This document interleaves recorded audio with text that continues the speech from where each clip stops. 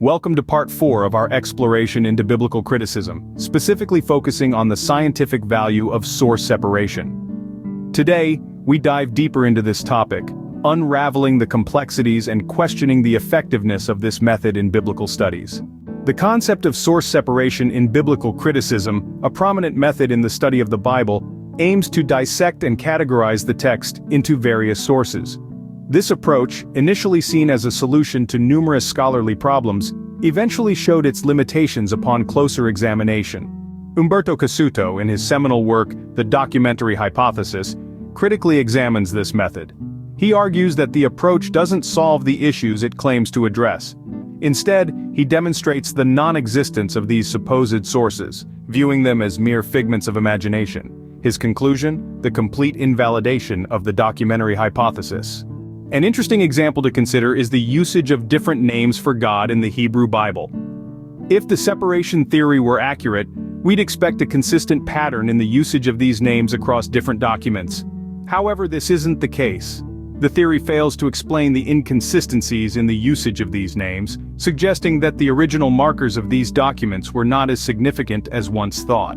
This method of source separation, although widely used, has often led to the fragmentation of the text without actually resolving the underlying issues. Critics and scholars have noticed that even in stories like the narrative of Moses' staff or the flood story, the separation into J, E, and P sources doesn't necessarily provide clarity or solutions to the problems at hand. For instance, differentiating between sources based on who performed miracles, God directly, in J, through Moses, in E, or Aaron, in P, does not address the inconsistencies within these stories.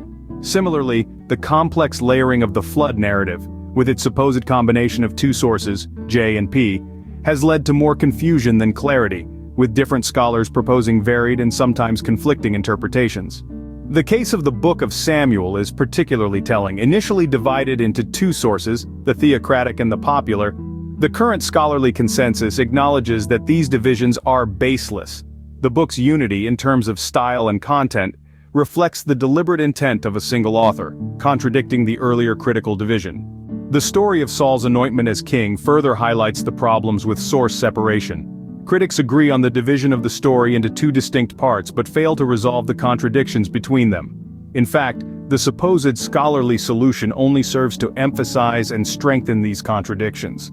The critical approach to the Bible often relies on tautology, using the theory itself as proof of its validity. This circular reasoning leads to a self-fulfilling prophecy, where the text is divided according to preconceived notions about the characteristics of different sources.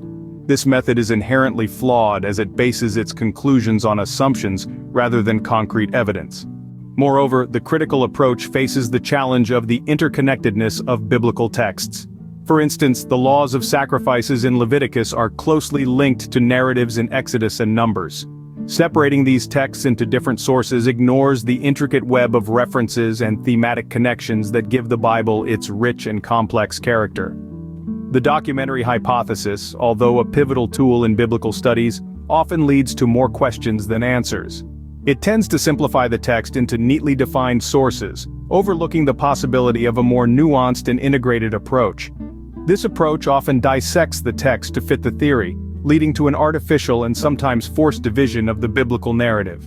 In conclusion, the journey through the complex world of biblical criticism and the scientific value of source separation leads us to question the effectiveness of this approach.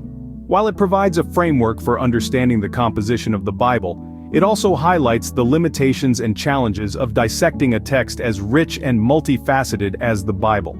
As we continue to explore this fascinating field, we must do so with an open mind and a willingness to question and rethink our approaches to understanding this ancient and enduring text.